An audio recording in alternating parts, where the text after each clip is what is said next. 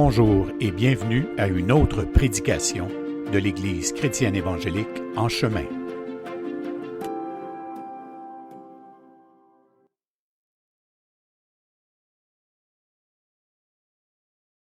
Donc, si vous voulez tourner dans Romains chapitre 5, j'avais oublié d'ouvrir mon micro, fait que je parlais dans le vide. Excusez-la. Mais je ne vais pas vous répéter tout ce que j'ai dit avant, mais bon, on est dans Romains 5, donc depuis plusieurs mois, on est rendu à je pense que c'est la séance 28 quand même. Donc on fait 28 prédications pour se rendre seulement au chapitre 5. Et ce qu'il faut remarquer dans la lettre de Paul aux Romains, et on en fait une étude par exposition, c'est-à-dire que on n'est pas dans une série de prédications thématiques, mais par exposition. Ça veut dire qu'on prend un livre puis on expose les différents sujets que le texte amène. Et ce qui est intéressant de prêcher de cette façon-là, c'est que ça nous force comme enseignants à aller voir des textes ou des sujets que normalement on ne serait pas très attiré par ça, parce que on a tendance à aller vers des thèmes qui sont plus intéressants, en tout cas à notre point de vue, qui sont plus actuels. Mais c'est pas comme ça qu'on doit enseigner l'Écriture. On doit enseigner tout le conseil de Dieu qui est dedans. Et aujourd'hui, on va parler de l'amour de Dieu, évidemment, ça c'est un thème assez bien exploité, mais il y a quelque chose que l'apôtre Paul dit dans Romains 5 qu'il ne dit pas vraiment aussi clairement ailleurs, c'est-à-dire que Dieu n'a pas seulement dit qu'il nous aimait, il en a fait la preuve aussi. Maintenant, la grande question, c'est est-ce que Dieu avait absolument besoin de nous prouver quelque chose? Parce qu'il est fidèle, il ne peut pas mentir, on sait bien. Donc, pourquoi Dieu nous amène-t-il en plus une preuve? Eh bien, c'est ce qu'on appelle en théologie, Dieu parle notre langage à nous. Nous, on est dans un monde pécheur où ça nous prend des assurances supplémentaires parce que nous, on est trouvés menteurs. On est des pécheurs et puis notre parole n'est pas nécessairement sûre et fiable. Alors, c'est notre monde à nous, c'est notre société à nous, c'est nos relations à nous. Elles tiennent le coup, tant que ça tient le coup, mais il n'y a jamais rien de garanti en ce monde. Alors, Dieu, lorsqu'il nous parle en tant qu'on est des hommes et des femmes affectés par le péché, et lui nous garantit des choses, même si en sa personne 3 fois saint, il n'aurait pas besoin de le faire, il nous amène la preuve de son amour. Il faut remarquer également une autre chose, c'est que Romains chapitre 1, 2, 3 et 4, l'apôtre Paul pèse très très fort pour montrer le péché et la perdition de l'homme. On n'ira pas lire ça, mais dans le chapitre 1, il y a une liste d'à peu près 20-25 péchés et comportements humains répréhensibles qui décrivent toute la rébellion de l'homme, j'allais dire dans toute sa gloire, mais c'est pas tellement glorieux, les péchés de l'homme, mais ça montre à quel point l'homme est perdu. Au chapitre 2, il continue, Paul, il démontre la perdition des païens puis la perdition des Juifs. Et dans le chapitre 3, il montre que l'un et l'autre sont sous l'empire du péché. Donc, il n'y aura pas eu d'avantage pour le peuple juif d'être le peuple élu terrestre de Dieu et de recevoir tous les oracles de Dieu, les aura menés dans une même forme de perdition. Et ce que ça veut montrer, ce que ça veut vraiment montrer, ce que Paul dit au chapitre 3, car tous sont privés de la gloire de Dieu, et le juif et le grec, c'est que même si Dieu accorde à un peuple toutes les conditions gagnantes, humainement parlant, pour que l'homme puisse voir Dieu, il reste aveugle quand même. Donc, l'œuvre de rédemption, c'est l'œuvre de Dieu qui sauve son peuple. Et donc, il ne fait pas juste lui dire « je t'aime », mais qui se révèle à lui. Et c'est à partir du chapitre 5 de la lettre aux Romains que l'apôtre Paul commence à parler de l'amour. Il n'en parle pas vraiment avant. Il parle de la grâce, il parle de la paix, mais il parle moins de l'amour. Donc, c'est ce que Paul va dire au verset 5 de Romains 5. « Or, l'espérance ne trompe point parce que l'amour de Dieu est répandu dans nos cœurs par le Saint-Esprit qui nous a été donné. » Donc, c'est un texte avec lequel on est familier, hein, Romains 5.5, c'est un texte bien connu, mais il faut se rendre compte que c'est pour la première fois dans la lettre que l'apôtre Paul nous dit qu'on est aimé de Dieu. Parce que tous les chapitres avant, c'est tout ce qu'il faut pour être haï de lui. Et il faut remarquer qu'il y a comme un virage qui est un contraste. Et je m'intéresse beaucoup dans cette étude à Montgomery Boyce, qui est un théologien américain très important, qui a fait un travail majestueux sur la lettre aux Romains, il fait remarquer, lui, le contraste. Et curieusement, c'est pendant que je lisais son commentaire cette semaine, ça m'est apparu évident, il montre la laideur, la folie et de la bêtise humaine pendant 4 chapitres. Et la raison pour laquelle il le fait, c'est qu'il veut vraiment créer dans nos esprits un contraste. L'amour de Dieu, la preuve de l'amour de Dieu en Christ, qui vient contraster avec l'extrême perdition dans laquelle on est. Et ça, c'est vraiment, mais vraiment très intéressant, ce contraste-là. Donc, si vous voulez, on va lire les versets 6 à 11. « Car lorsque nous étions encore sans force, Christ, au temps marqué, est mort pour des impies. » Donc, c'est tout ce qui est contraire à la piété, un impie. Il dit, à peine mourrait-on pour un juste, quelqu'un peut-être mourrait-il pour un homme de bien. Ça se peut. Il y a des héros de la guerre qui ont fait ça, mourir pour leurs confrères, pour sauver la vie de tes frères d'armes. Ça arrive dans les guerres, c'est arrivé durant la Deuxième Guerre mondiale où que des Allemands cachaient des Juifs, là, tu sais, tout le réseau là, qui faisait qu'on cachait des Juifs, et lorsque les SS débarquaient chez vous parce qu'il y avait eu connaissance que tu cachais des Juifs, pour certaines personnes, pour s'assurer de ne pas dévoiler par torture où sont cachés les Juifs, certains avalaient une petite pilule, ils s'empoisonnaient.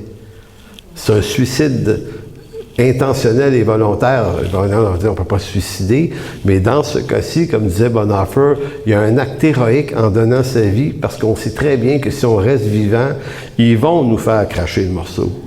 Et là, des centaines de personnes pouvaient être tuées. Donc, l'apôtre Paul le souligne ici, on peut mourir pour un homme de bien, on est capable de faire ça, mais Dieu prouve son amour envers nous. Alors que nous étions encore des pécheurs, Christ est mort pour nous. Et là, ici, c'est soft. Dieu prouve son amour envers nous. Ça fait juste dire qu'on était encore des pécheurs. Mais un peu plus loin, il va dire, à plus forte raison, donc, maintenant que nous sommes justifiés par son sang, serons-nous sauvés par lui de la colère.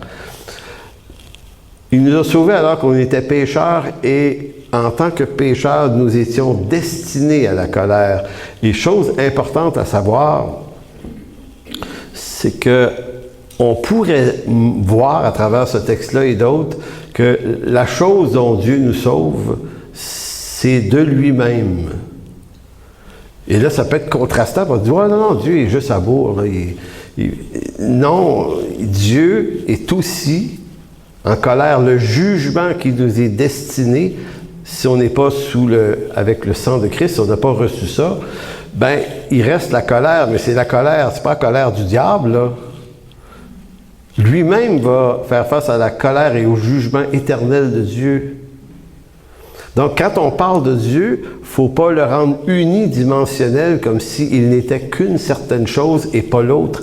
Il est aussi ce Dieu en colère, séparé des hommes à cause de la laideur du péché. Donc, l'œuvre de Christ, on doit la comprendre comme ce Dieu qui détourne, qui donne lui-même sa vie et qui fait face à sa propre colère. Donc, l'œuvre de Jésus-Christ, c'est Dieu incarné qui subit la colère et le courroux de Dieu. Maintenant, étant délivré de la colère de Dieu, c'est pourquoi on peut dire que Dieu nous délivre de sa colère, donc nous délivre de lui dans sa colère. Et tout à l'heure, j'ai bien aimé ce qui a été dit en préambule au sujet de ce Dieu 3 fois saint. Je pense que c'est Michel t'a dit, il n'y a aucun nom au-dessus de lui. Puis ça a résonné, cette phrase-là, quand tu l'as dit tout à l'heure. Je me dis, c'est comme une phrase qu'on peut mettre dans des chansons où il n'y a aucun nom au-dessus de son nom. Tu sais, on peut chanter ça. Puis tout à l'heure, j'étais assis, je me disais, mais ça veut dire quelque chose de terrible. Il n'y a rien au-delà de lui, parce qu'il y a toujours un boss à un boss. Tu sais, ton boss, il y a toujours un boss.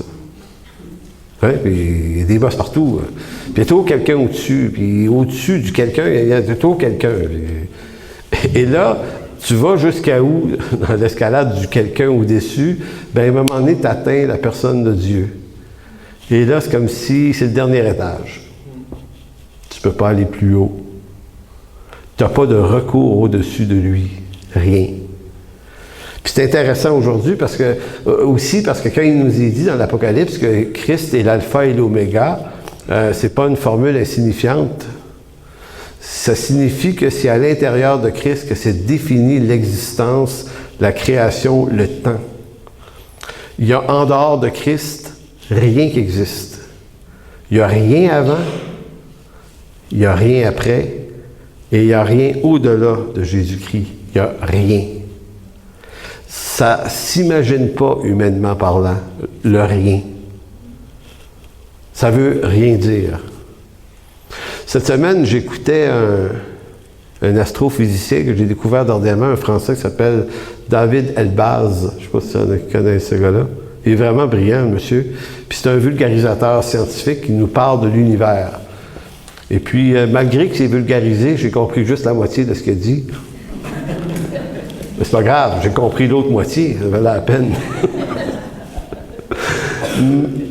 Mais cet homme-là nous parle de la taille de l'univers, puis là, il nous amène à pénétrer l'idée qu'on ne peut pas imaginer que ça ne se finit pas. C'est comme si notre cerveau n'est pas capable de capter cette donnée-là, parce que après quelque chose, il y a toujours forcément quelque chose. Et même si on arrivait à un endroit où il n'y aurait plus de planètes, puis il n'y aurait plus de galaxies, il y aurait du vide pendant combien de temps? Puis si vous dites, oui, mais ça doit arrêter, ce vide-là, à un moment donné, il y a un mur. OK, mais derrière le mur, il ne peut pas rien avoir. Ce rien-là, il faut prendre une Tylenol là, quand on y pense trop longtemps. Ça. Un petit mal de tête avec ça. Non, mais moi, je sais pas vous, mais moi ça m'intrigue. Fait que quand j'entends un homme qui parle de ça avec beaucoup d'intelligence, et puis il nous révèle dans ça et ça, la théorie de la relativité de Albert Einstein, c'est quelque chose que je trouve passionnant, qui nous montre que tout ce qu'on voit dans l'univers est une illusion. Il n'y a rien qui est là où on le voit.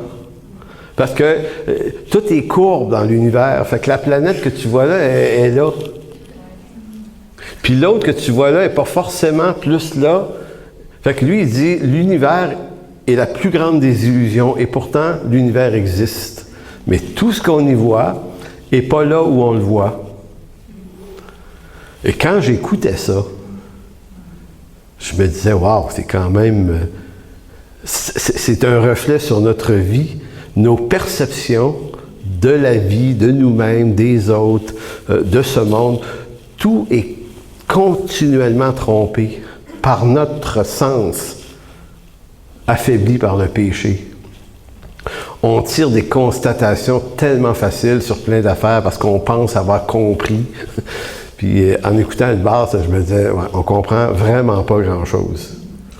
Et quand j'ai terminé cette étude de lui, je me disais, il y a juste une chose qui ne peut pas nous tromper puis qui n'est pas une illusion, c'est l'Écriture sainte. Et moi, ça m'encourageait à dire, confie-toi dans ça, dans cette parole, dans ce Dieu, parce que lui est la vérité, le chemin et la vie. Fait qu'on accepte de penser et de ne pas tout comprendre, on accepte d'être coincé dans nos illusions, mais on est en train de marcher avec un Dieu qui, lui, n'est pas une illusion. Et c'est comme s'il disait, tu vas être trompé continuellement dans ta vie par toutes sortes de circonstances, mais fais-moi confiance. Moi, je te mens pas. Et lorsque Dieu nous dit qu'il nous aime, il nous en a fait la preuve. Donc, car lorsque nous étions, verset 10, lorsque nous étions ennemis, nous avons été réconciliés avec Dieu par la mort de son Fils, à plus forte raison, étant réconciliés, serons-nous sauvés par sa vie. Donc, l'apôtre Paul, ici, n'émet pas des probabilités, des possibilités, si vous êtes assez bon pour quand même prouver que vous méritez. Il est juste en train de nous donner une série d'assurances. Dieu l'a prouvé, nous sommes sauvés de la colère, nous étions ennemis, mais nous avons été réconciliés. par lui. Verset 11, « Et non seulement cela, mais encore nous nous glorifions. » Et ça fait 3 fois dans le chapitre 5.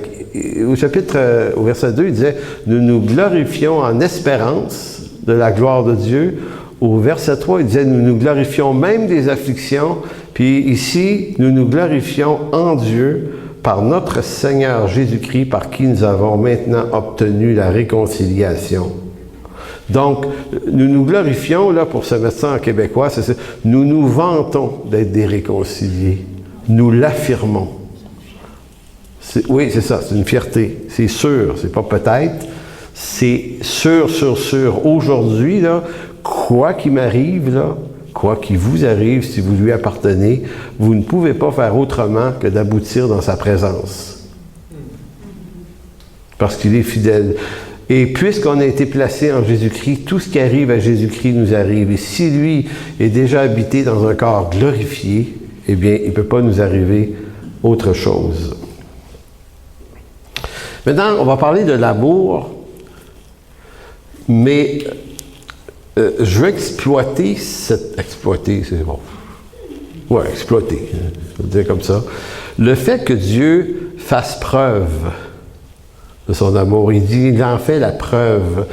Et ça nous amène à réfléchir, ça, sur le fait que Dieu ne nous a pas aimés en parole seulement. Quand on lit le verset le plus connu de la Bible, qui est Jean 3,16, ça dit « Dieu a tant aimé le monde ». Non, il ne fait pas juste ça. Il a tant aimé le monde qu'il a donné son Fils. Donc, à l'amour, il y a un prix. C'est le livre des Actes, je crois, qui dit qu'il n'y a pas de plus grand amour que de donner sa vie pour ceux qu'on aime ou pour ses amis. Il me semble que c'est dans Actes, ce verset-là. Jean 15? Tout le monde vote pour Jean 15, on dirait.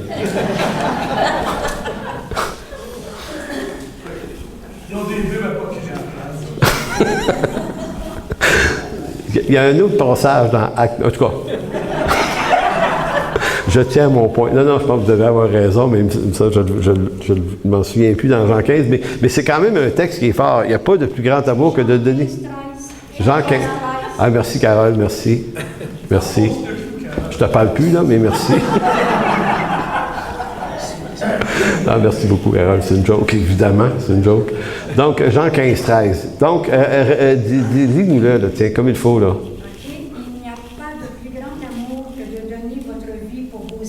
Oui, voilà, exactement. Donc, vous voyez de la façon que c'est dit, il ne dit pas, il n'y a pas de plus grand amour que de dire à vos amis que vous les aimez. Il y a encore ici le concept du don. Donc, dans l'Écriture, aimer, c'est donner. Dans notre monde à nous, aimer, c'est s'exprimer. Fait que ça montre à quel point on est dans un univers excessivement superficiel. Celui du 20 et 21e siècle. On est dans les émotions, les sentiments, le ressenti. On est dans des trucs comme ça. Puis, tu sais, à la limite, je sais que des fois, et là, je ne suis pas en train de dire qu'on ne doit pas dire aux gens qu'on les aime, là. Faut le dire. Là. Mais en même temps, si ça se résume à être un discours, pas de prix payé. Tu sais, il y a cette phrase qui dit... j'ai entendu souvent des gens dans le deuil dire « Profitez du monde, de vos gens, de vos proches pendant qu'ils sont vivants pour leur dire que vous les aimez. » Et effectivement, c'est absolument pertinent. Mais je me demande si c'est pas plus que ça encore. Juste leur dire. Parce que juste le dire, ça pose beaucoup de problèmes. Je dis ça parce que on ne peut pas prendre à la légère le prix payé par le Père. Ça m'a brassé un petit peu hier, quand je travaillais ça hier soir, parce que je me disais, OK, il y a quelque chose dans ça que je ne suis pas certain de maîtriser très bien, mais c'est comme si le Père me disait à moi, regarde, le prix que j'ai payé pour toi, là, c'est mon Fils. Mon Fils est à 2 reprises, peut-être à une, mais le Père, une voix va être entendue du Père. Je me souviens sur le mont de la Transfiguration, mais je crois qu'au baptême, est-ce qu'au baptême aussi, la même chose est répétée?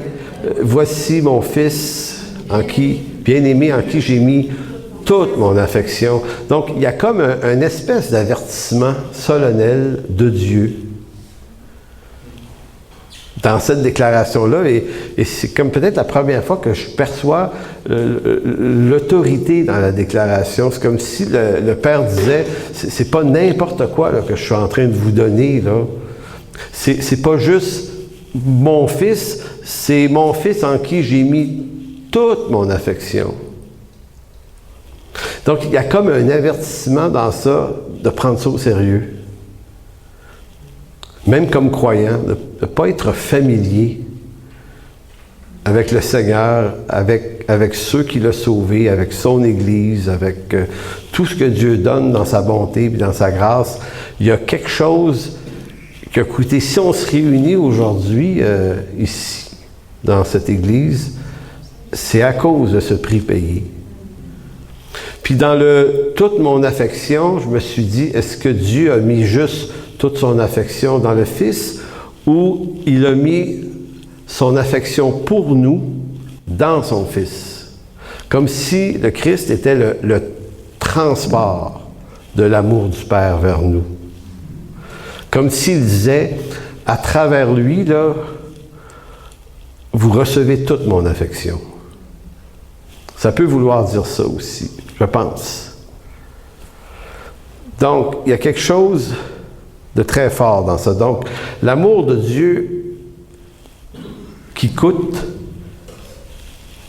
à Dieu implique que ce n'est pas gratuit. Bien que nous le recevons gratuitement comme un don, c'est un amour qui n'a pas été gratuit pour celui qui l'offre. Donc, ça vaut la peine de réfléchir là-dessus. Ce n'est pas parce que cet amour nous est gracieusement donné qu'il est sans valeur.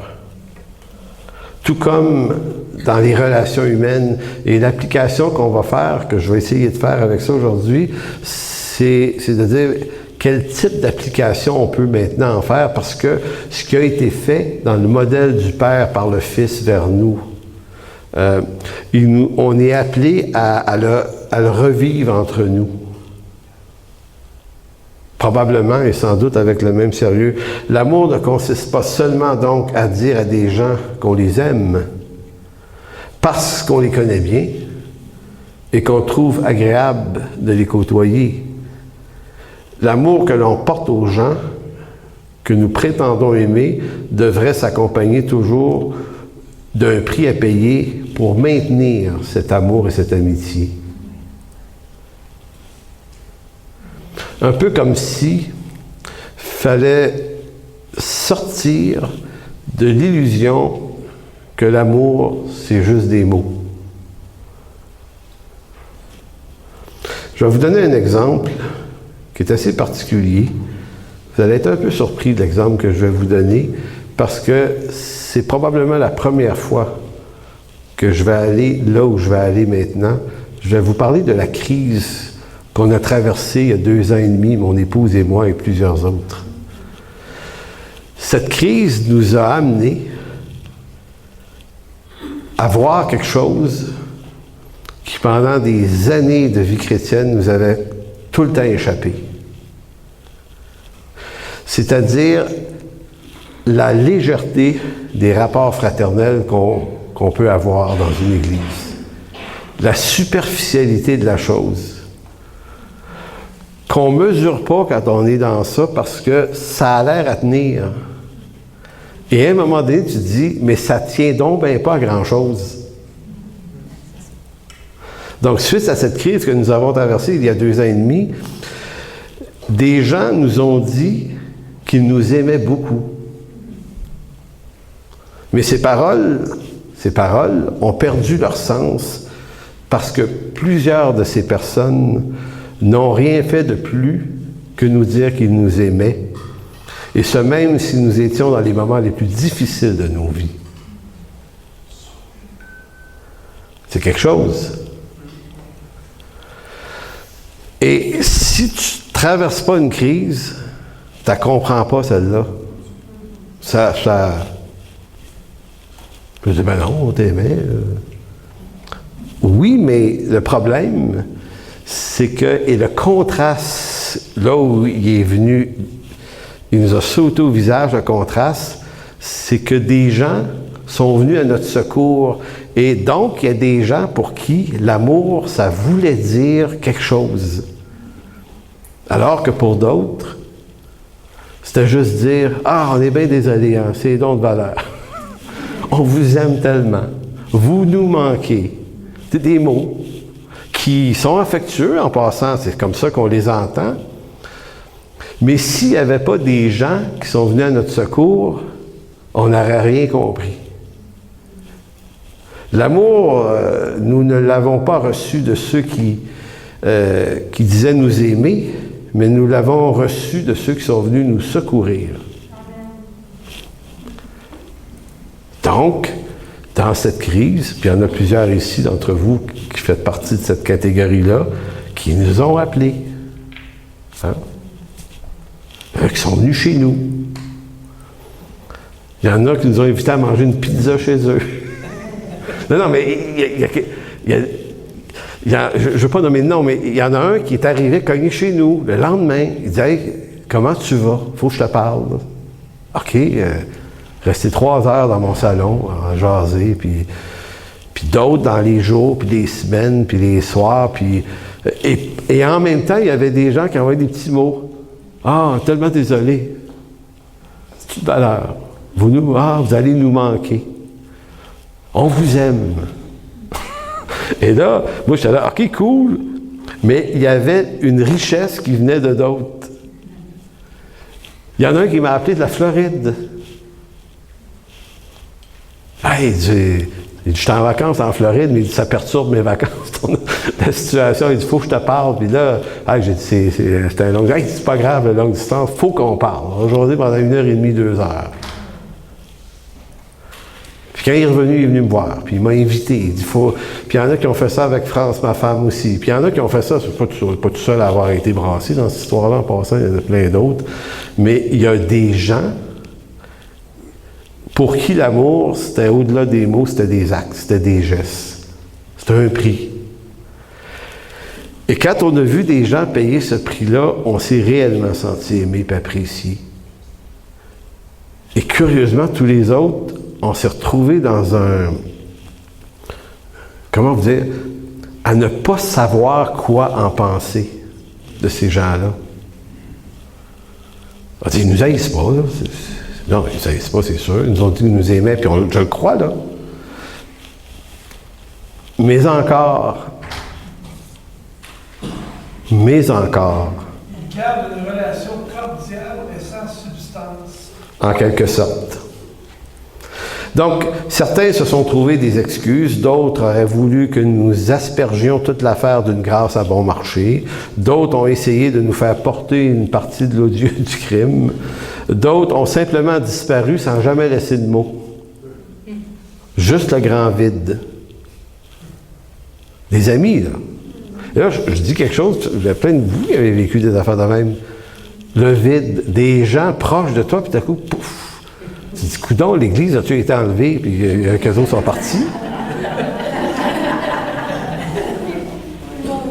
Zéro, à rien. Rien. Ça fait 2 ans et demi, rien, zéro. Fait que, bon, là j'ai l'air de me victimiser, mais attention, c'est pas là que je m'en vais, là, en passant. C'est pas là que je m'en vais. C'est là que j'ai l'air d'aller, c'est une illusion, j'ai dit tout à l'heure. Ce qui nous a permis de comprendre l'inconfort avec ceux qui nous aimaient en parole seulement, ça a été vraiment le contraste de ceux qui nous ont aimés et secourus et qui ont payé un prix. Et ça a été une nouvelle richesse. Parce qu'on est obligé de reconnaître dans cette affaire-là que cette affaire-là est en même temps un miroir de notre propre réalité. On s'est dit, OK, c'est ça qu'on est.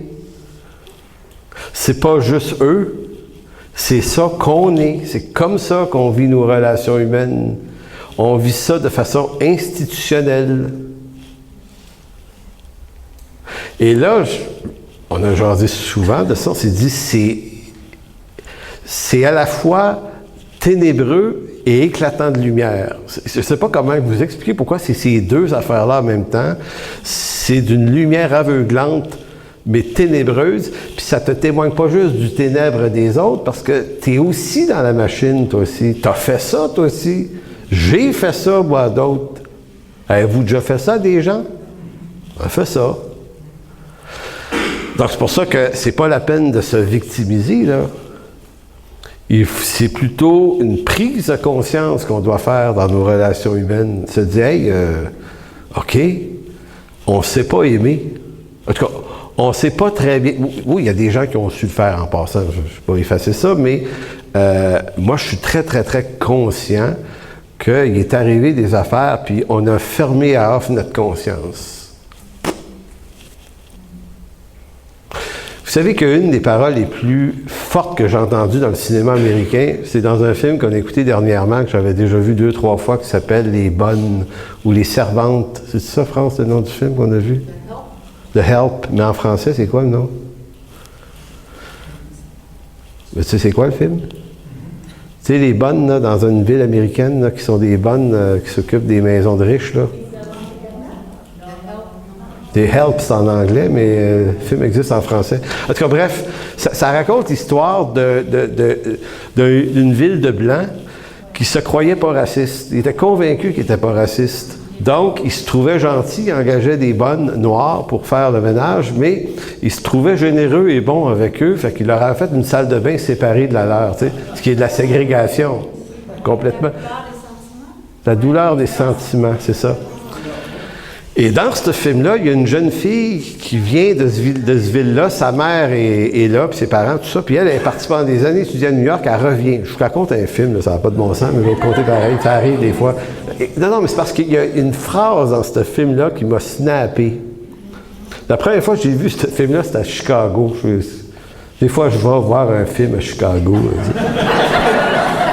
Là, c'était une conférence là-bas, là, puis on avait été voir un film, j'avais vu ce film-là. Mais écoutez bien, cette jeune fille-là va étudier à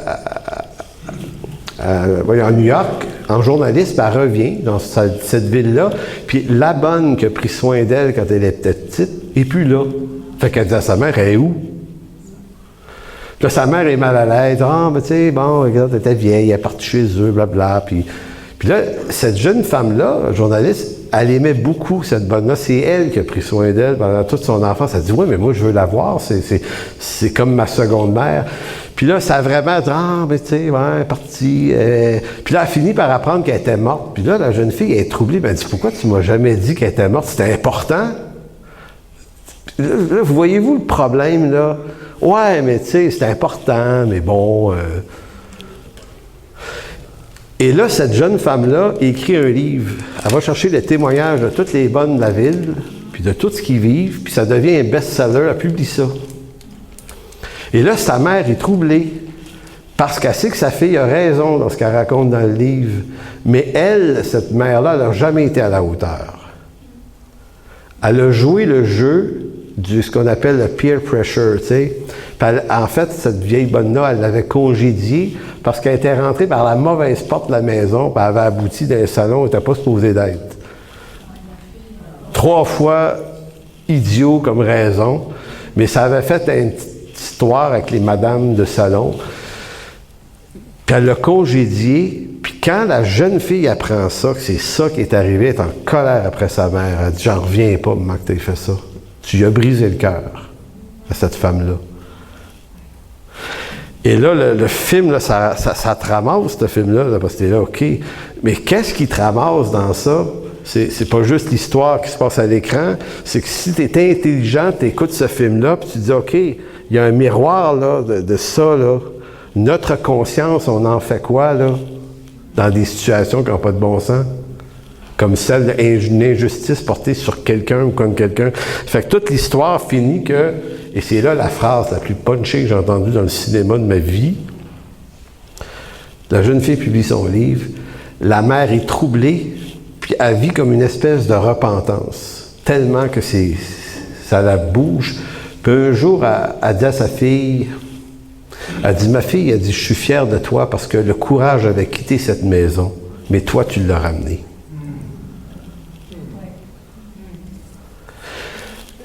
Et c'est ça. Souvent, dans les situations de crise, que ce soit des situations de crise d'église ou peu importe les crises, où on est témoin de situations, le courage, c'est la chose qu'on sert pour faire plaisir à une institution. Et maintenant, mon questionnement, c'est, est-ce que ça nous arrive juste à nous autres, des affaires de même? Non. C'est aussi le problème qu'on le fait vivre à d'autres. Et que ça, c'est pas l'Évangile. Même pas au nom de l'unité. Même pas au nom de l'unité. Et ce que je dis cet après-midi, je ne le dis sans aucune vengeance ni aucune rancœur. Dieu nous a bénis, Dieu nous a fait du bien, Dieu nous a redonné notre paix, Dieu nous a redonné une famille, il nous a redonné des amis, il a pourvu au centuple. Cependant, le modèle, l'idée, ça, par contre, il va falloir s'en souvenir parce que sinon, savez-vous ce qu'on va faire si on ne s'en souvient pas? On va faire la même affaire. Parce qu'on est comme ça. Donc, ce qu'une crise vient révéler, ce sont des choses sur les autres, peut-être. Mais à un moment donné, il faut arrêter de regarder sur ce que ça révèle simplement sur les autres et il faut remarquer ou regarder ce que ça nous révèle de soi. Il faut traverser les crises dans la vie pour voir le make-up tomber, autant celui des autres, et se rappeler que le nôtre aussi. Peut-être qu'on ne l'a pas laissé tomber. Cette affaire a agi comme un reflet sur nous-mêmes. Elle nous a montré que c'est ainsi que nous avons nous-mêmes trop souvent agi avec des gens que nous prétendions nous aussi aimer, mais que nous avons préféré ignorer parce que le système, le truc, la patente le voulait comme ça, par des forces invisibles. Parce que le système n'a pas besoin de s'exprimer pour créer ce mécanisme-là. C'est des forces obscures. C'est bizarre. C'est bizarre. C'est compliqué. Donc, une crise comme celle-là permet de découvrir que le piège de l'institution religieuse reste puissant, mais pas seulement pour nous, à travers tous les âges. Parce que l'institution te dit qui tu dois aimer et qui tu dois moins aimer sur le chemin. Si tu veux ne pas te retrouver être forcé à aimer des gens que l'institution te demanderait d'éviter. Maintenant, je ne parle pas de notre siècle, je parle de Jésus-Christ. Il y a 2000 ans, et petite phrase comme ça, l'amour en lui-même ne rend personne intelligent. C'est Christ en nous qui rend son amour intelligent. S'il n'y a pas Christ et l'amour de Christ, notre amour est vain. Puis même si on est croyant, puis on prétend connaître l'amour de Christ, c'est la manière avec laquelle on va le gérer qui va nous montrer si on avait vraiment compris quelque chose ou si on a transcendé l'amour divin en quelque chose où on l'a travesti dans nos rapports humains affectueux. Tournez pas là, mais dans Jean 10, et là, je me suis mis à réfléchir sur comment Jésus... et là, c'est le coup de grâce, parce que faut lire les 4 évangiles de temps en temps. Parce que... je vous dis ça parce que moi, pendant des années, je lisais les lettres de Paul. Je lisais Paul. Paul puis les psaumes. Puis on dirait qu'à chaque fois que je lis les évangiles, je me dis, c'est 4 fois la même histoire. Une fois. Jusqu'à temps que je découvre la richesse dont je me privais, parce que s'il y a quelqu'un à observer là, dans toute l'affaire, c'est Jésus-Christ dans des détails. Maintenant, si vous voulez faire des découvertes, remarquez, prenez par exemple l'évangile de Luc, ou prenez-en un ou un autre, mais Luc est intéressant, et remarquez ce que Jésus fait en chemin lorsqu'il rencontre toutes sortes de monde. Juste regardez comment Jésus est avec les hommes et les femmes qu'il rencontre. Et dites-vous que tout ce qu'il a fait en chemin était à contre-courant de l'institution de son temps. Jésus, là, il n'est pas supposé de traverser un village de Samarie puis d'adresser la parole à une femme qui a eu 5 maris. Pas supposé. Il y a d'autres chemins, Jésus. Tu pourrais ne pas les croiser, ces gens-là. Prends la route de Jéricho. Ou, pourquoi passer en Samarie? T'sais? Pourquoi Jésus prend un bateau, puis une chaloupe à rame, puis traverse la mer pour aller rencontrer un démoniaque rempli d'une horde de démons sur une montagne qui écume dans un cimetière tout nu? Puis ce matin-là, il dit, OK, on a un rendez-vous l'autre bord du lac, les gars, on va aller voir quelqu'un. Quelqu'un que personne ne va voir. Jamais. Si tu allais voir ton rabbin, là, tu dis, hey, qu'est-ce que t'en penses, rabbin? On va aller jaser avec le gars. Là. Hey, il va pas là, il va t'arracher la tête, il va être trop dangereux. Et Jésus dit, OK, on va y aller, nous autres. Il se promène à plein de places, il se laisse toucher par des personnes. Et on ne réalise pas, nous, en lisant, qu'il est en train de faire quelque chose qui ne se fait pas. Attention, c'est que l'amour de Dieu aime les hommes, mais les appelle à la repentance. Quand même, aussi. On ne peut pas dire, il fait juste aimer, puis tout est libre, puis c'est libre. Non, il change la vie de ces gens-là aussi. Donc, c'est pas, on accepte tout. Non, c'est qu'on va partout. Et Christ va opérer des changements, des transformations, des délivrances dans la vie de ces gens-là. C'est son œuvre à lui, là. Donc, une des histoires les plus fascinantes, c'est cette fameuse histoire de Luc 10. Tournez pas là, mais dans Luc 10, au verset 29, il y a un fameux docteur de la loi qui va voir Jésus, en disant, ouais, c'est quoi les commandements, tu vas Seigneur ton Dieu et ton prochain comme toi-même, à ces 2 commandements, toute la loi se résume. T'as bien répondu, puis bon. Et là, amène la question qui tue, mais qui donc est mon prochain? Jean 10, 29. Qui donc est mon prochain? Et si vous lisez l'histoire comme il faut, Jésus ne répondra jamais à la question. Parce que c'est une question institutionnelle. C'est une question qui vient des hauts lieux du monde qui contrôle le truc. Parce qu'il y a des gens qu'il faut aimer, puis il y a des gens qu'il ne faut pas aimer. Fait que dis-nous, toi, Jésus, là, dans ta catégorie, là, tu sais par ça comment, là, tu sais. Et là, Jésus raconte l'histoire du Samaritain, qui, en chemin, arrête pour soigner un gars mal pris, là, qui a été battu, là.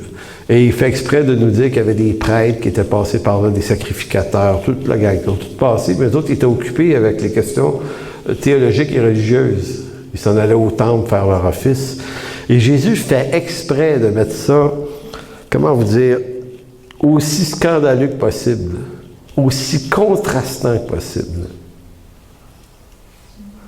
Et qui va aider le pauvre type? Le Samaritain, dont celui que Jésus n'aurait jamais dû prendre en exemple, il aurait dû prendre un bon juif. Écoutez, il est déroutant, le Seigneur. Il attaque notre conscience d'homme impur continuellement. Au verset 36, après avoir raconté l'histoire du bon Samaritain, il pogne la question du gars du début, puis il la vire à l'envers, et la question devient plutôt, non pas qui est ton prochain, mais de qui es-tu le prochain? Avez-vous remarqué? Relisez la parabole. Il dit, la vraie question, c'est de qui es-tu le prochain? Et ça nous amène à une révélation extraordinaire du corps de Christ, c'est qu'on ne choisit pas nos prochains. Dieu les choisit pour nous.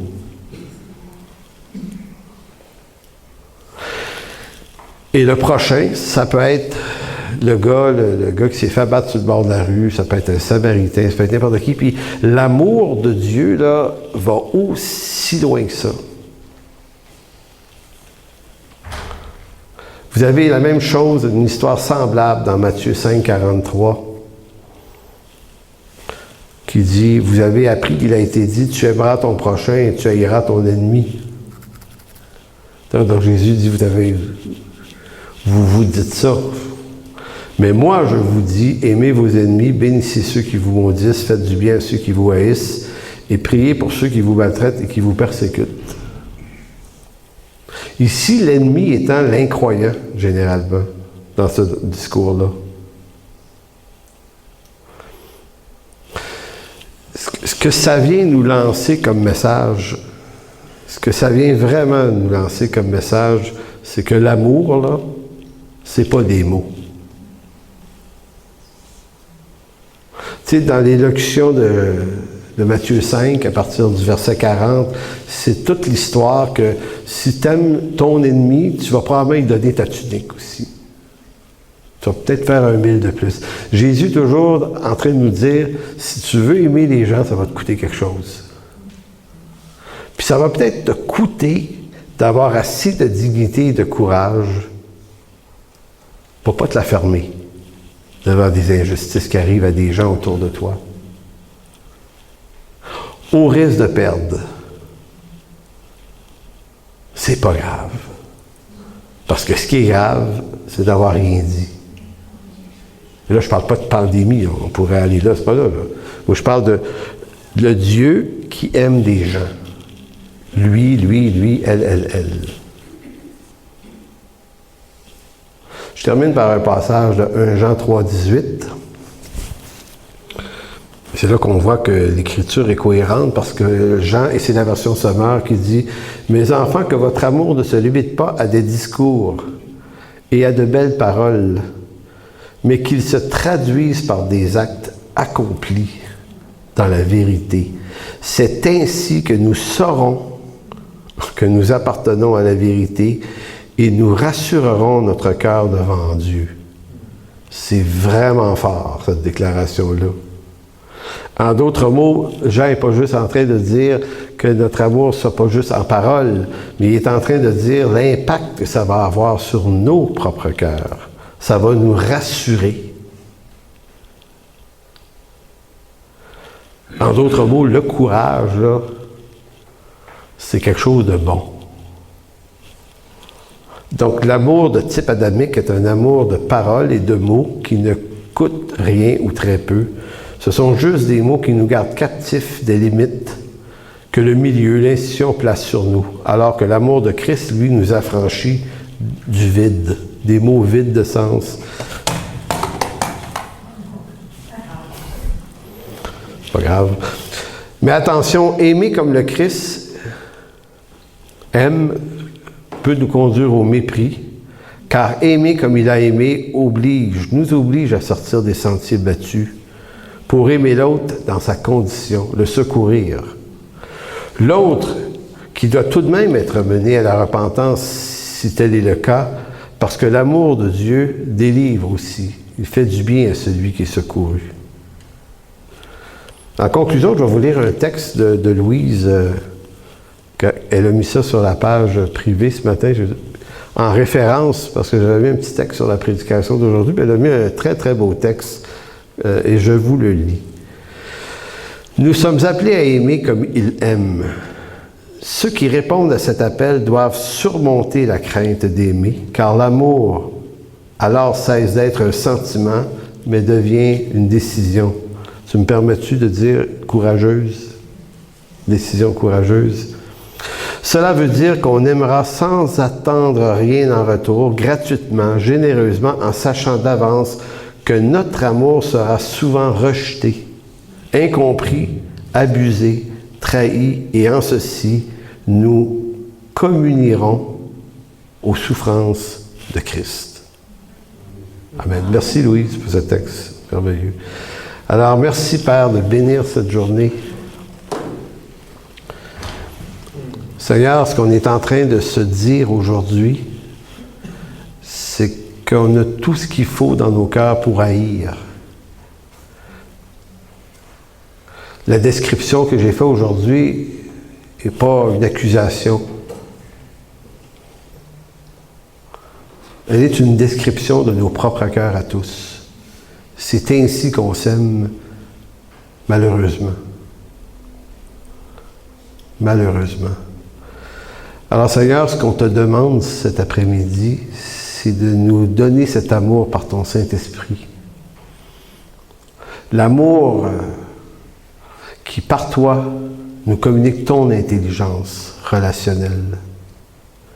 Seigneur, tu as parcouru des routes, des champs, des montagnes, des collines, et il n'y avait jamais une personne trop minable pour toi. Tu t'es laissé détourner, tu t'es laissé déranger par ces hommes et ces femmes qui n'allaient jamais, jamais rien te rapporter. Tu as guéri des lépreux dont la plupart ne sont jamais revenus te rendre grâce après. Tu les as guéris quand même. Maintenant, Seigneur, cet amour-là qu'on ne peut pas produire de nous-mêmes, on peut juste le recevoir de toi, Seigneur, et c'est ce qu'on te demande aujourd'hui. Merci, Père, pour le don merveilleux de Jésus-Christ. Merci pour l'amour que tu as mis en lui. Et surtout, Seigneur, d'avance, merci de nous faire avancer un peu plus dans la connaissance de ton amour. Amen. Pour toute information, n'hésitez pas à communiquer avec nous à info@église-en-chemin.com.